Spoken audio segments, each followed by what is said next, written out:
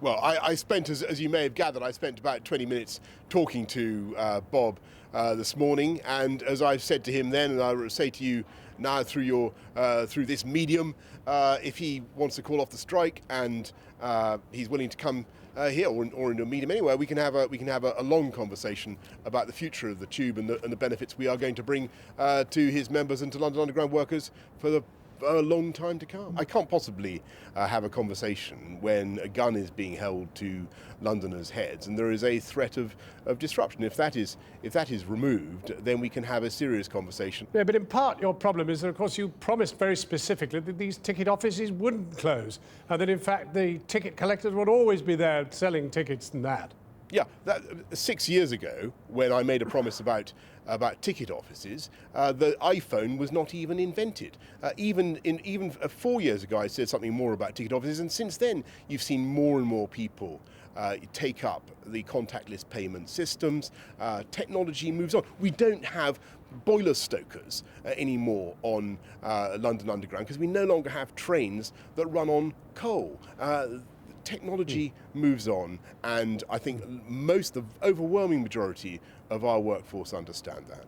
One of your other pledges was that you would end a situation in which it was possible, as you put it, for Bob Crow to hold a gun to your head, and that manifestly hasn't happened. The fact is there are no strike clauses in any of the contracts. There is no new agreement not to strike, and we're still living, therefore, in the dark ages. I know, and if you look at the numbers of people who voted for this strike, it is absolutely outrageous because fully 70% of Bob Crow's membership, that's his membership, did not vote for this action. Sorry, of the relevant part of Bob Crow's membership, of the tube workers consulted. 70% of the tube workers consulted in the RMT did not vote for this action. This is being caused by only 30% of that Something very workforce. curious has happened. And what they need to do is have a threshold. Bob Crow on the line here.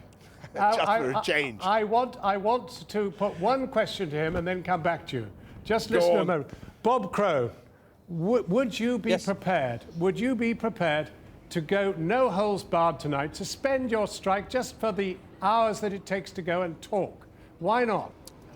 Well, we've been down to see the Mayor today, and we've asked for a meeting with the Mayor, and his office come down and told us that they're not prepared to meet us unless we call the strike off. Well, that's what I'm suggesting to you. To be honest, it was... Well, but the same token goes, they wrote a letter to us yesterday saying they're now going to proceed ahead and 400 people are going to be Well, the Mayor's responding to that, Mr. Crow. Mr. Crow, the Mayor's responding. Suspend it for a week, Bob. Take up Jon Crow's offer, man or mouse. Hold on They're not Jon Crow, Jon Snow. Hold on. I'm amalgamating you. Hold on 1 second. The fact of the matter is, Boris, I phoned you today and I told you, and I'll say to you on the camera tonight, I totally respect your position as Mayor of London, even though I don't disagree with you. You're a democratically elected Mayor.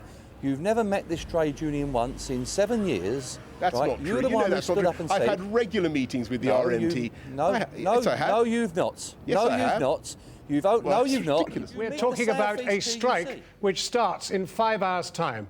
Okay, is there, Bob Crow, any question of being prepared to suspend the threat of the strike while you get on your bike and get down and see Boris Johnson now?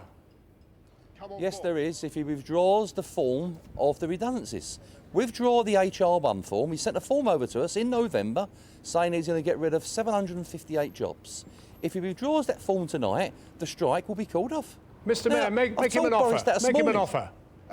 My offer to you, Bob, is that if you will suspend your strike and do the right thing by Londoners, you can come down to City Hall for a no-holds-barred conversation about all the forms that you wish. But the job losses are still inevitable.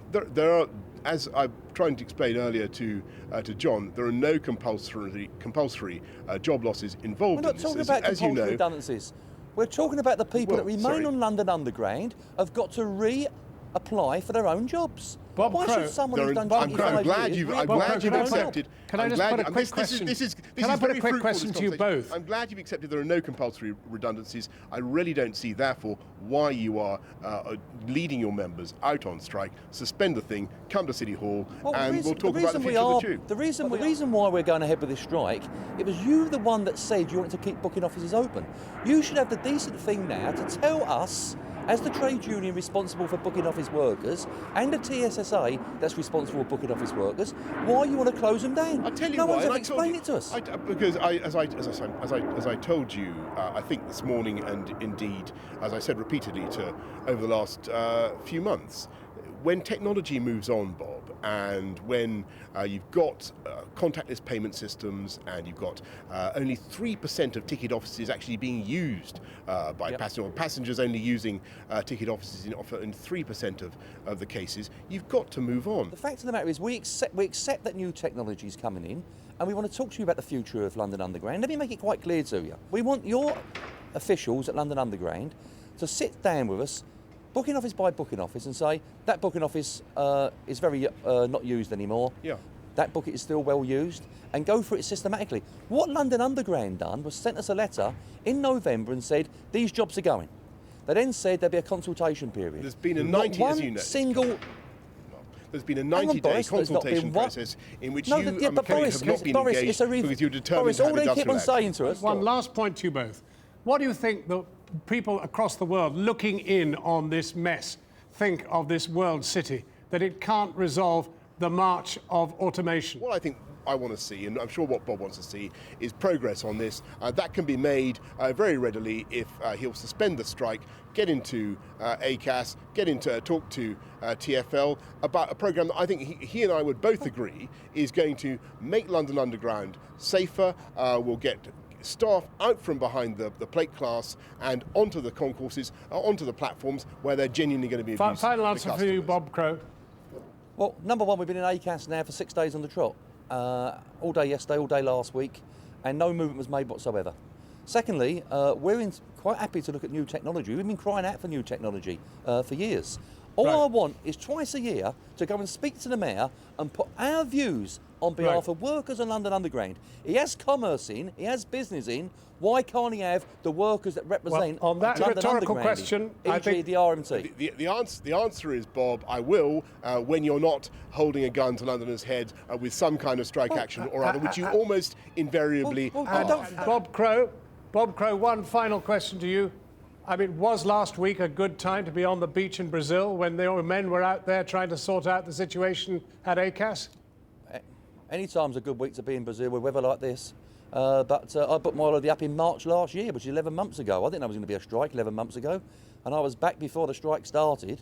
And that's all a nonsense, because the fact of the matter is I've still been back since Saturday, and the Mayor still hasn't had a meeting with me.